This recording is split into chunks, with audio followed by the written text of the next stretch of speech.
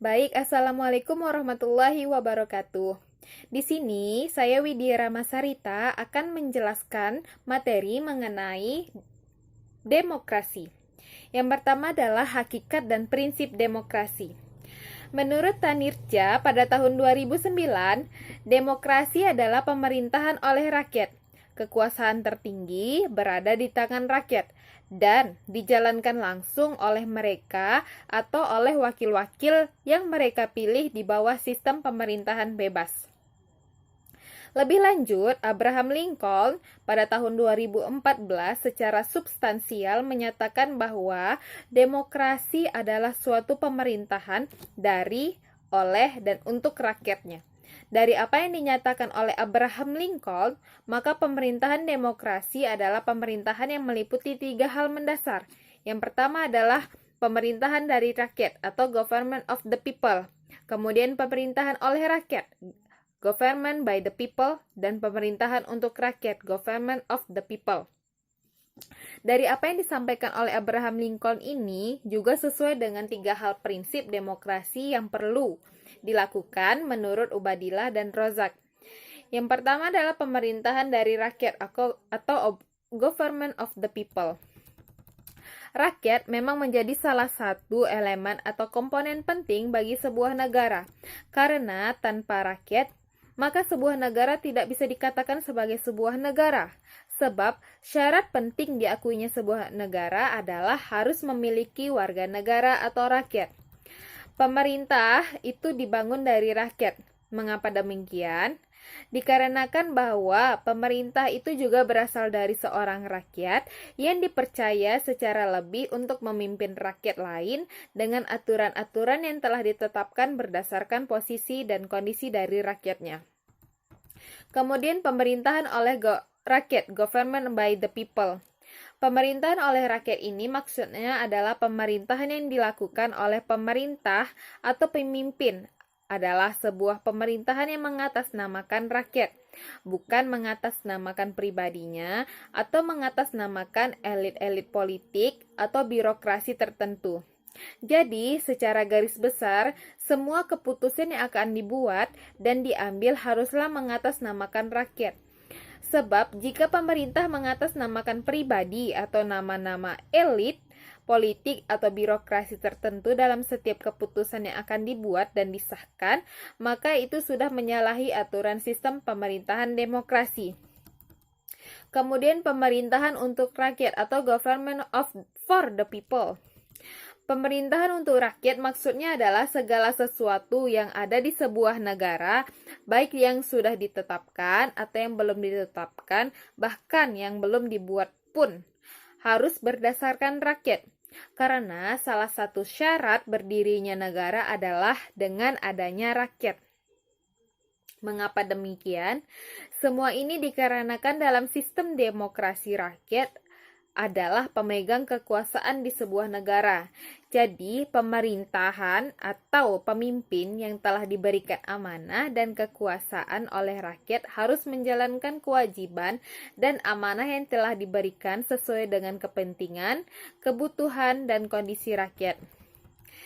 Nurita pada tahun 2015 menyatakan bahwa konsep demokrasi sendiri diyakini memiliki prinsip-prinsip universal sebagai ciri eksistensinya. Di antaranya adalah yang pertama, kebebasan. Kebebasan yang baik adalah kebebasan yang di dalamnya terdapat peraturan-peraturan yang sesuai dengan norma dan hukum yang berlaku. Selain segala sesuatu yang ditetapkan itu berdasarkan rakyat, ternyata demokrasi sendiri juga memiliki prinsip yang sangat dibutuhkan oleh rakyat di dalam sebuah negara, yaitu sebuah prinsip yang memberikan kebebasan kepada rakyatnya. Kemudian yang kedua adalah kesamaan. Demokrasi juga menghadirkan sebuah prinsip, yaitu prinsip kesamaan. Kesamaan yang dimaksud adalah negara menjalankan sistem demokrasi wajib memberikan kesamaan dan kesetaraan kepada setiap individu rakyat atau warga negara tanpa membeda-bedakan kedudukan, ras, suku, budaya, maupun agamanya. Karena setiap warga negara wajib mendapatkan perlakuan sama dari negaranya. Kemudian yang ketiga adalah kedaulatan suara mayoritas sebagai penentu keberadaan demokrasi itu. Dari pernyataan prinsip itu, dapat dijelaskan bahwa apabila suara mayoritas di sebuah negara itu sudah berdaulat dan sudah diterima oleh setiap elemen yang ada di negara, maka negara tersebut bisa dikatakan sebagai negara yang demokratis atau demokrasi. Sebab kedaulatan suara mayoritas di sebuah negara sebagai penentu demokrasi itu sendiri. Kemudian yang kedua kita akan membahas mengenai pilar-pilar demokrasi konstitusi. Menurut Udin S. Winaputra pada tahun 2009 menyatakan bahwa sebagai suatu sistem kenegaraan demokrasi memiliki 11 pilar atau sokoguru, yakni yang pertama kedaulatan rakyat. Kedaulatan rakyat berperan penting sebagai otak atau tolak ukur sistem demokrasi sebuah negara. Rakyat harus mempunyai dan memegang kuat hak-hak yang telah menjadi milik mereka. Kemudian yang kedua, pemerintahan berdasarkan persetujuan dari yang diperintah. Negara demokrasi adalah negara yang sangat mementingkan rakyatnya, karena setiap apapun pemerintahan itu wajib berdasarkan atau persetujuan dari yang diperintah. Kemudian yang ketiga, kekuasaan mayoritas. Kekuasaan mayoritas merupakan sesuatu yang tertinggi yang digunakan untuk mengambil keputusan. Jadi, dapat disimpulkan bahwa sistem pemerintahan demokrasi itu tidak ada kekuasaan yang berdasarkan pada kepentingan pribadi maupun kelompok-kelompok tertentu saja. Kemudian yang keempat, hak-hak minoritas. Hak-hak dari kaum minoritas sangat diperhatikan dan diperhitungkan. Dengan begitu, setiap individu akan merasakan sebuah perlakuan yang sama dari pemerintah dan negara. Hal ini membuat kaum minoritas tidak takut dan khawatir akan hak-hak yang dimilikinya. Sebab negara sudah menjamin hak-hak yang akan didapatkan oleh kaum minoritas adalah sama dengan hak-hak yang akan didapatkan oleh kaum mayoritas. Kemudian yang kelima, jaminan hak-hak asasi manusia. Selain diberikan hak-hak yang sama dalam kehidupan sistem pemerintahan demokrasi atau negara demokrasi, juga menjamin bahwa setiap rakyat akan mendapatkan jaminan hak asasi manusia dan akan mendapatkan perlakuan yang sama.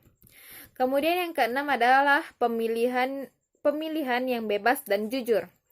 Negara yang menganut sistem pemerintahan demokrasi akan memberikan kebebasan yang penuh kepada setiap rakyatnya dalam melakukan pemilihan, dan rakyat pun harus jujur dalam melakukannya. Kemudian yang ketujuh adalah persamaan di depan hukum. Pilar demokrasi persamaan di depan hukum merupakan hal yang sangat dibutuhkan oleh setiap rakyat. Dengan begitu, berarti setiap warga negara akan mendapatkan persamaan dengan warga negara lainnya dalam bidang hukum, baik rakyat yang memimpin kekuasaan dan jabatan ataupun rakyat yang biasa yang sekali tidak memiliki jabatan dan kekuasaan. Kemudian yang kedelapan adalah proses hukum yang wajar. Setelah mendapatkan persamaan di depan hukum, setiap rakyat di negara demokrasi berhak mendapatkan proses hukum yang wajar, sehingga setiap rakyat di negara dengan sistem pemerintahan demokrasi akan mendapatkan perlakuan yang sama dalam menjalin hukuman. Kemudian yang kesembilan, pembatasan pemerintahan secara konstitusional. Konstitusional merupakan aturan-aturan di dalam sebuah negara. Di Indonesia sendiri, konstitusi merupakan Undang-Undang Dasar 1945. Pernyataan pada poin 9 ini menunjukkan bahwa pemerintahan dalam menjalankan kekuasaannya memiliki batasan-batasan. Kemudian yang ke-10 adalah pluralisme sosial, ekonomi, dan politik. Pluralisme mengandung arti paham atas keberagaman. Jika dikaitkan dengan pilar-pilar demokrasi di atas, bisa kita ketahui bahwa negara demokrasi adalah negara yang paham akan keberagaman dalam negaranya, baik keberagaman sosial, ekonomi, dan politik. Kemudian yang ke-11 adalah nilai toleransi, pragmatisme, dan kerjasama mufakat. Warga negara dalam sebuah negara yang demokrasi harus memiliki dan menanamkan sikap demokrasi dalam dirinya. Jadi, tidak hanya negara yang berdemokrasi, tetapi rakyatnya juga melakukan hal yang sama.